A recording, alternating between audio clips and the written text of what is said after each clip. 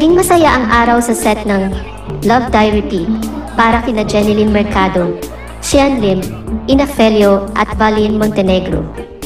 Sa pagitan ng kanilang busy na schedule sa paggawa ng kanilang serye, ang mga bida na sina Jeneline Mercado, Sian Lim, Ina Felio at Valin Montenegro ay nagkaroon ng oras para magbonding at mag-enjoy sa kanilang trabaho. Ipinakita nila ang kanilang kasiyahan sa likod ng mga eksena sa pamamagitan ng isang TikTok dance trend na kinuha sa social media.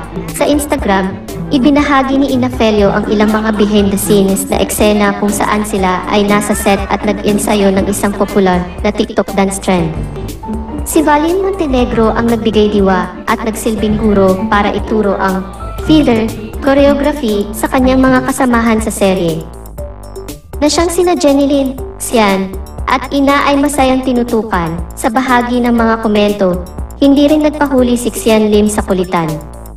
Binanggit niya, bakit ba ako nakisaling pusa pa dyan, kasama ang mga laughing emoji, nagpapakita ng kanyang kaligayahan sa kaganapang iyon.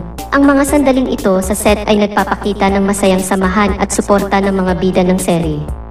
Ito ay hindi lamang isang pagpapakita ng kanilang profesionalismo, kundi pati na rin ang pagkakaroon ng magandang ugnayan at pagkakaibigan sa kanilang hanapbuhay.